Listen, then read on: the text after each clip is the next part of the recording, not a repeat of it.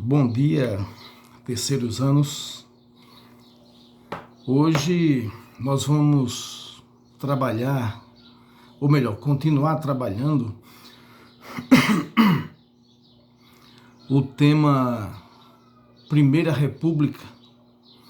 E hoje nós vamos abordar mais um aspecto do período da Primeira República, né? Na última aula nossa, nós falamos sobre a Primeira República, os aspectos políticos.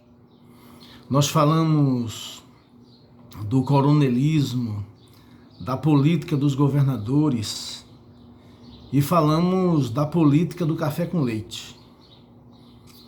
Então nós vimos que durante cerca de 40 anos, a política teve essas características aqui no Brasil, né? Que é a nível municipal, estadual e federal.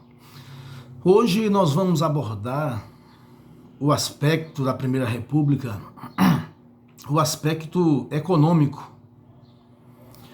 E dentro desse aspecto econômico, nós vamos trabalhar as principais atividades econômicas desenvolvidas no Brasil durante esses 40 anos, né? Claro que algumas dessas atividades surgiram antes do Brasil República, como a produção cafeeira, e outras atividades vão surgir no início durante a Primeira República e irá se desenvolver, né, depois da Primeira República. Algumas delas vêm até os dias de hoje, né? Então, quando falamos economia na Primeira República, nós devemos considerar o seguinte: o que era que o Brasil, nesse período, produzia de riqueza? Como era produzida essa riqueza? Qual a relação do governo republicano com a produção no Brasil? E também, quando se fala de economia, de produção, de governo, fala-se também da relação entre trabalhador e patrão, entre empresário e operário, entre senhor e escravo. Então, falar de economia é falar sobre todos esses aspectos, ok? O primeiro produto, que nós podemos chamá-lo de carro-chefe da economia brasileira da Primeira República, com certeza foi o café. A produção cafeeira, ou a economia do café, foi a principal atividade econômica desenvolvida durante o Brasil da Primeira República, da República Oligárquica. O café, ele surge na história do Brasil ainda lá no século XVIII, 1700 e alguma coisa. A princípio, o café, ele era uma planta, uma árvore familiar. A princípio, ele era plantado nos quintais das casas, apenas para consumo daquela família ou daquela casa, né? Posteriormente, entrando já no século XVIII, né?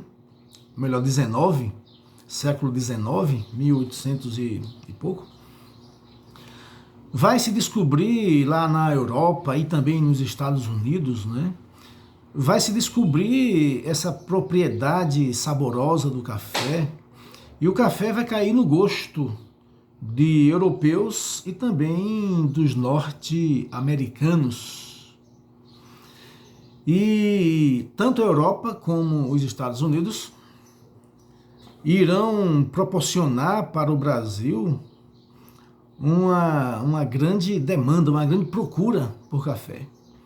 E é nesse contexto de demanda internacional que os latifundiários brasileiros, os grandes proprietários de terras e de escravos, isso estamos no início do século XIX, ainda há, né, a escravidão no Brasil, que só termina em 1888. Então, esses homens, devido a essa demanda externa, irão investir na produção de café aqui no nosso país, aqui no Brasil, na Primeira República, né? De início, o café ele não é o principal produto das exportações, mas depois de alguns anos ou poucas décadas, o café vai se tornar o principal produto de exportação do Brasil, o principal, né? E graças a isso, devido a isto, o café vai render grandes lucros para quem investir nele, para quem investir na sua produção, né? No primeiro momento, como eu falei, o trabalho do café, ele demandava muita mão de obra. E nessa época havia escravidão no Brasil, e a mão de obra utilizada no princípio da produção cafeeira no Brasil será mão de obra escrava. Então haverá um grande investimento nesse período. Mas a gente percebe que durante a Primeira República, a mão de obra ela vai sofrer uma mudança por causa da emancipação dos escravos. Daí virão imigrantes, né, de vários lugares do mundo, da Europa, também do Oriente, para cá, para trabalhar na lavoura da cana-de-açúcar. Mas como na Primeira República havia um casamento entre os grandes latifundiários e o governo, seja federal, estadual ou municipal, nesse casamento o governo brasileiro irá auxiliar em muito os produtores de café. Auxiliar em muito os produtores de café. Auxiliar como? Auxiliar criando empréstimos para os grandes latifundiários. Auxiliar elaborando uma política de valorização do preço do café, né? Então, durante muito tempo, durante várias décadas, o café será o ouro negro, dará muito lucro aqui no Brasil. E daí vai surgir, né, a expressão, os homens que vão enriquecer com o café, eles serão chamados de os barões do café. Os principais estados envolvidos nessa produção cafeeira será São Paulo, Rio de Janeiro e também parte de Minas Gerais. Então esses estados irão investir muito na região chamada Vale do Paraíba, né? Ali no oeste paulista, vão investir nessas terras para que se produza mais e mais café e, consequentemente, aumente os seus lucros. Só que irá acontecer alguns problemas final do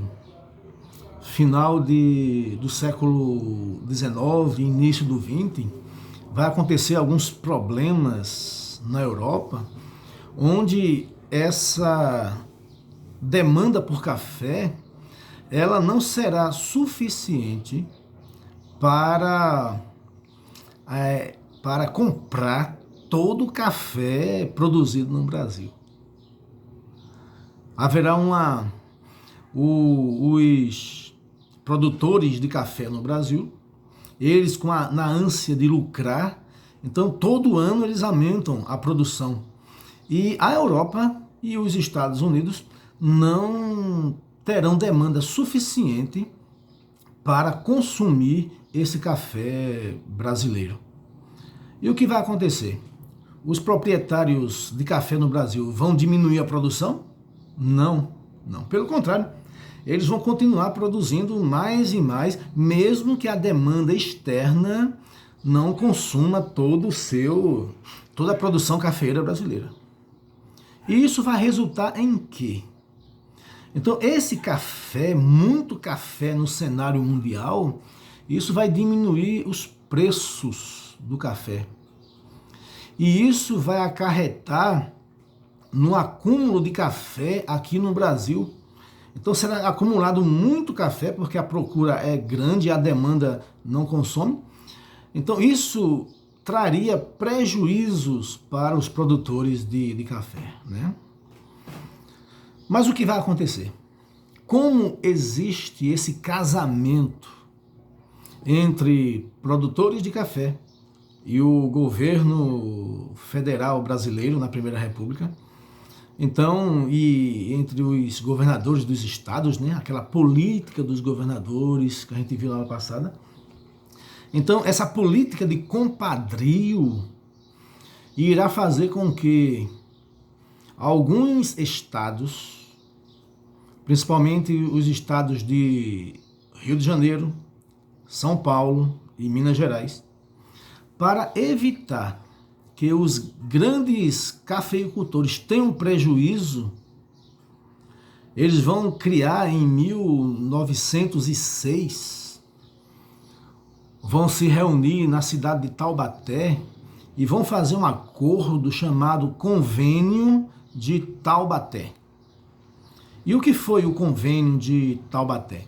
O Convênio de Taubaté foi um acordo entre esses três estados, São Paulo, Rio de Janeiro e Minas Gerais, onde o governo desses estados compraria o excedente do café dos cafeicultores, armazenaria isso em seus próprios armazéns, né, armazéns do governo, alugados pelo governo, e pagaria aos produtores esse café que ficaria armazenado. Com isso, os cafeicultores não teriam prejuízo, né? Só que esse café, em tese, seria comprado pelo governo para esperar um preço melhor para ser vendido. Só que esse preço melhor nunca chegava. E o que acontecia com esse café? Esse café era jogado fora. Ele era queimado ou jogado no mar. Então, e quem pagava aí esse prejuízo? Quem pagava era a sociedade, através de impostos. O governo pagava aos latifundiários com o dinheiro público, e esse café que não era mais vendido, era jogado fora ou queimado. E quem pagava, no final das contas, o prejuízo era a sociedade.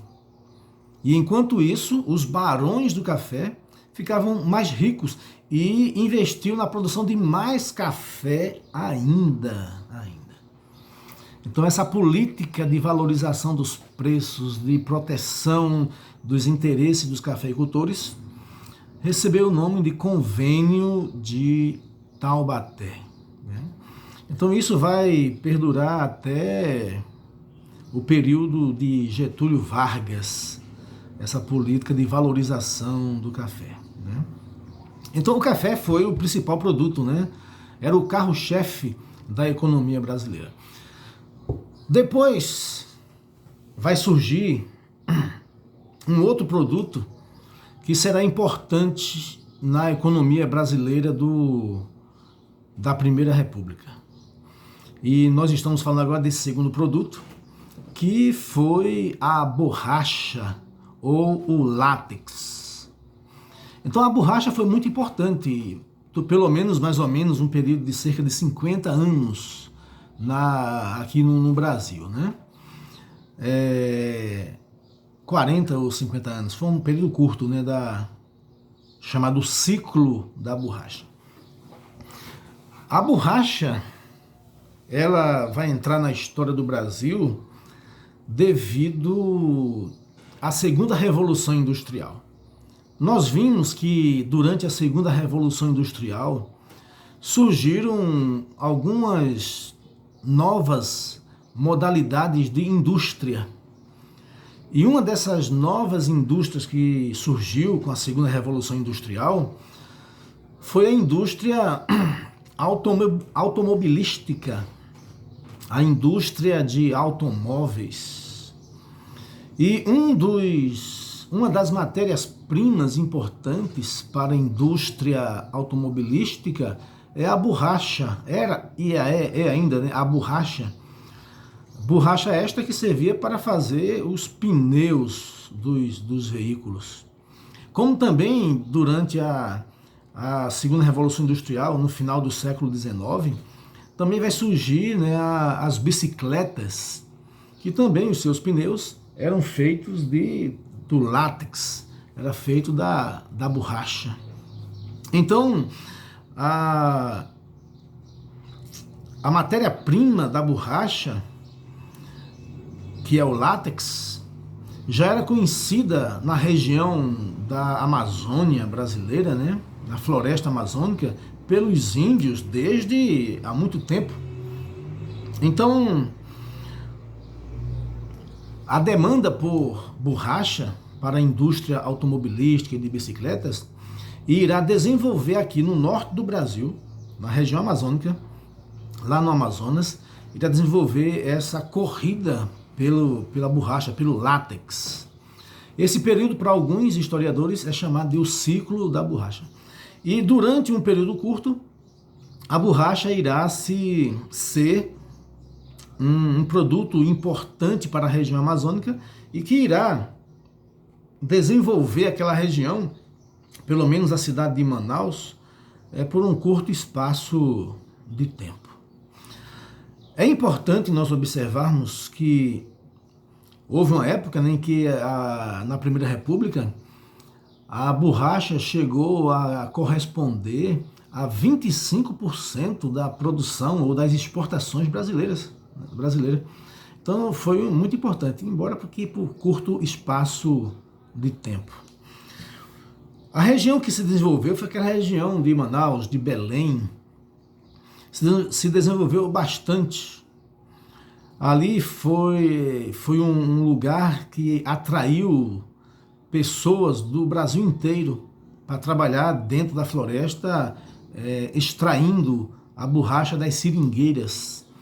E principalmente nordestinos que fugiam lá do Nordeste, fugiam da seca, da vida difícil da região Nordeste e iam tentar a vida na região Norte.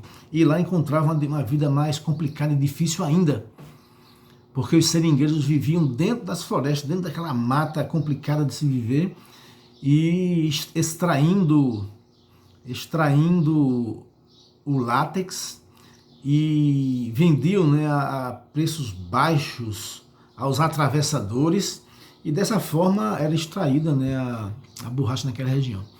Porém, para uma minoria, que era a minoria mais abastada, o látex a borracha trouxe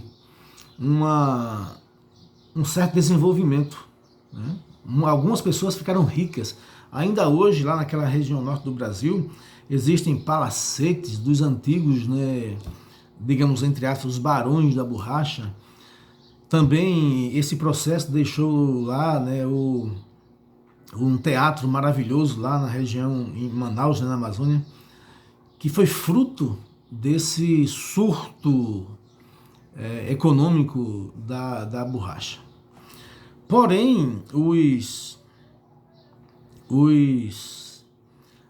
os homens da indústria automobilística, enquanto se ia extraindo a borracha aqui no Brasil, eles fizeram plantações de seringueira lá na Ásia. E quando essas plantações começaram a dar frutos e a se extrair o látex da região lá da Ásia, dessas plantações, então aos poucos eles vão abandonando a exploração aqui na Amazônia. E o ciclo da borracha vai se fechar, vai se acabar. Da mesma forma que começou de forma rápida, também vai acabar de forma rápida, né? Então a borracha foi importante, mesmo por um curto espaço de tempo, foi importante para a economia na Primeira República, ok? Pronto, esse é o segundo, era a segunda atividade econômica. A terceira atividade econômica no Brasil foi a industrialização. A industrialização no Brasil, ela já começou tardia, bastante tardia. A Revolução Industrial, ela teve início por volta de 1750 e a industrialização vai chegar no Brasil aqui no início dos anos do século 20, 1900 e alguma coisa, no iniciozinho, né? E por que esse atraso tão grande, essa demora tão grande da indústria chegar no Brasil? O principal problema era um problema de ordem ideológica. Desde que o Brasil foi descoberto por Cabral, o escrivão que veio com Cabral nas caravelas, Pero Vaz de Caminha, ele enalteceu aqui a terra do Brasil, e há uma frase nessa carta que ele escreveu ao rei Dom Emanuel, que ele diz assim: nessa terra plantando tudo dá. Então ele queria realçar esse aspecto de uma terra frutífera, de uma terra que se podia investir na agricultura e produzir com bastante, abundantemente, né? A partir disso, criou-se uma ideia por parte dos colonizadores e depois pelos descendentes dos colonizadores, por parte daqueles que vão herdar as terras do Brasil, criou-se a ideia de que o Brasil tem uma vocação agrícola, que o Brasil está no mundo com o objetivo de produzir bens agrícolas para o Brasil e para o mundo. Então, os proprietários rurais nasceram, criaram e ficaram velhos com essa ideia.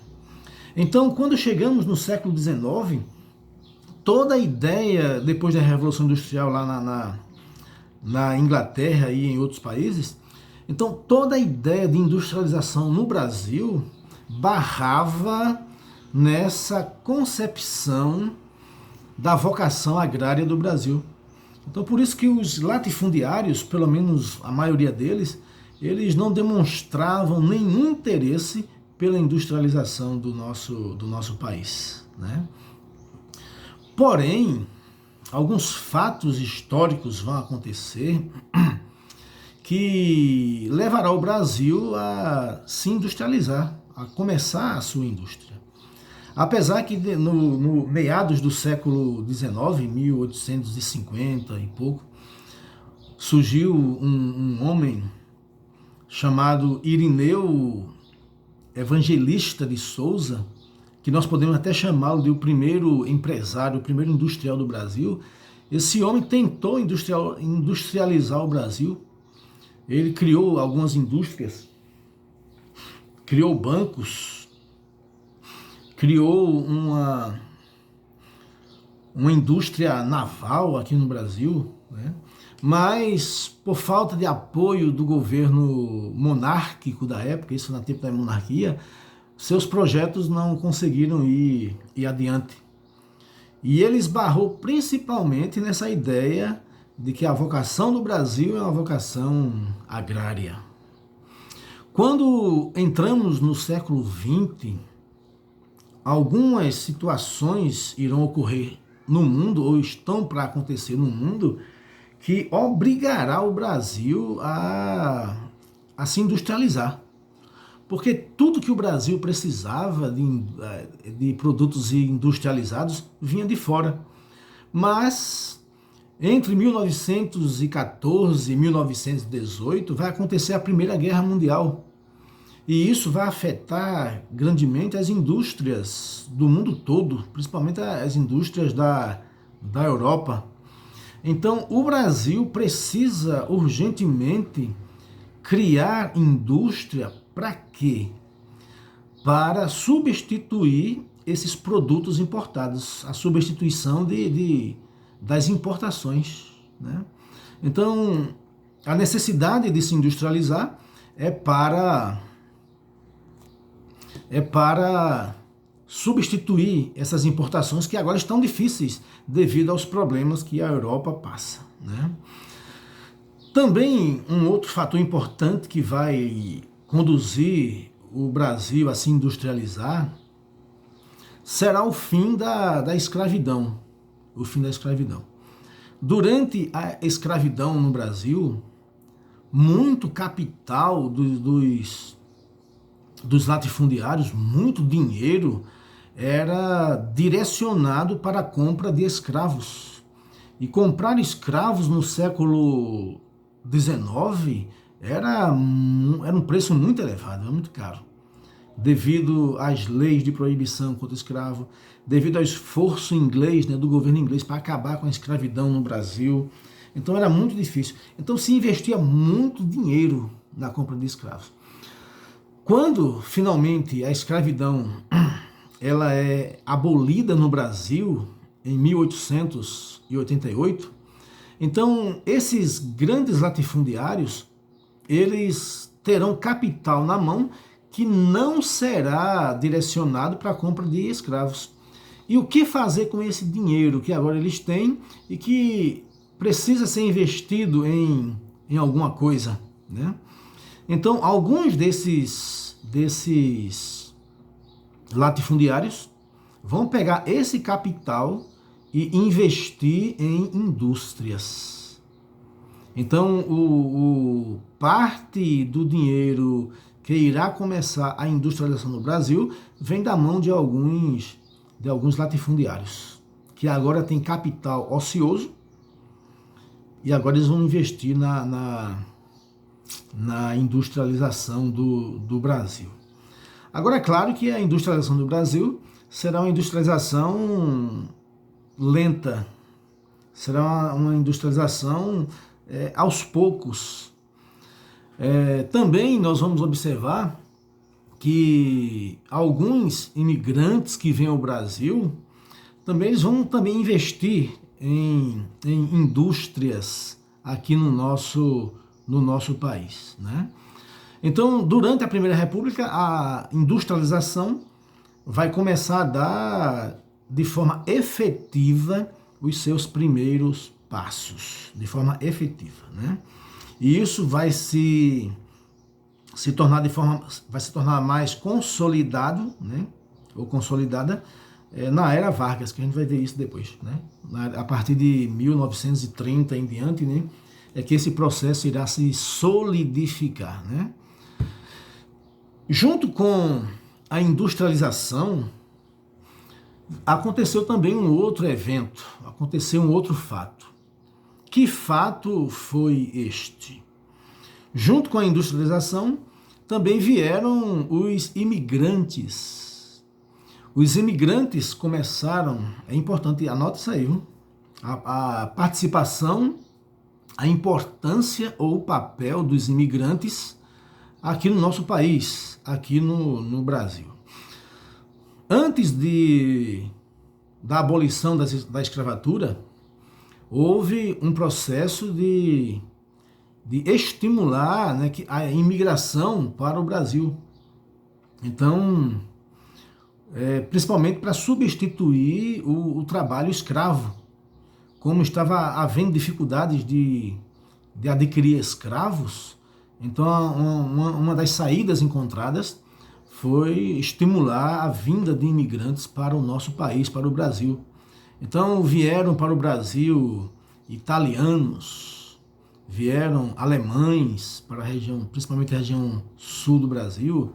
Os italianos também vieram para a região sul, para a região sudeste. Vieram também portugueses, vieram também japoneses, judeus, árabes. Então vieram pessoas de toda parte do mundo para o Brasil. E principalmente os imigrantes europeus, né, alguns deles já conheciam a a dinâmica da vida industrial. E muitos imigrantes irão trabalhar nas indústrias aqui do Brasil. Só que esses imigrantes que irão trabalhar na indústria, pois uma maior parte deles, uma boa parte, irá trabalhar na agricultura, mas os imigrantes que irão trabalhar nas indústrias, eles vêm com ideias que já eram conhecidas na Europa. Principalmente as ideias socialistas e as ideias anarquistas. As ideias nacionalistas e anarquistas, a grosso modo falando, sem entrar nas especificidades de cada uma, mas elas procuravam, entre outras coisas, conscientizar o trabalhador da indústria, conscientizar através da filosofia socialista ou da filosofia anarquista. E devido a esses trabalhadores oriundos da Europa com essas ideias anarquistas e socialistas, é que irá começar no Brasil os movimentos chamados de movimentos sindicais.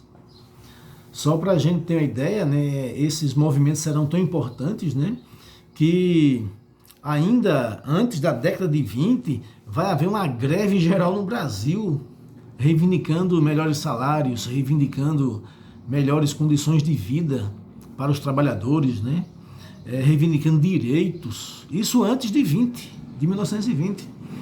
Então a gente vê que a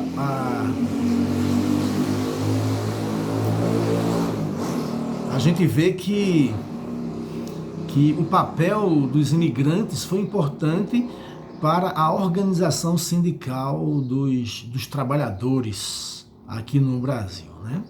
Mas além disso, outros imigrantes, eles vão se dedicar nem à indústria e nem à agricultura, mas muitos imigrantes irão se dedicar ao comércio, serão comerciantes. Muitos deles irão trabalhar como caixeiros viajantes, vendendo, né, produtos pelas cidades, pelos bairros das grandes cidades. E alguns desses caixeiros viajantes vão abrir lojas aqui no Brasil. Alguns desses, né, vão criar redes de lojas aqui no Brasil. Então, eles foram muito importantes, os imigrantes, para o desenvolvimento da economia brasileira na Primeira República. É muito importante isso. Ok, minha gente? Então, essa é a nossa aula de hoje. Nós tratamos hoje da Primeira República em seu aspecto econômico. Apenas resumindo bem rapidamente, então o que falamos hoje? Nós falamos hoje que na Primeira República nós tivemos algumas atividades econômicas importantes. A primeira delas foi a economia cafeeira, a produção cafeeira. A segunda foi o extrativismo da borracha na região norte do Brasil, na região amazônica. E a outra atividade foi a industrialização. Então foram as três atividades importantes. E nós vimos também a importância dos imigrantes para o desenvolvimento da economia brasileira, ou a participação dos imigrantes, quer na agricultura, quer na economia, quer no comércio. Então, essa foi a nossa aula de hoje. Primeira República, aspectos econômicos. Tchau e até a próxima.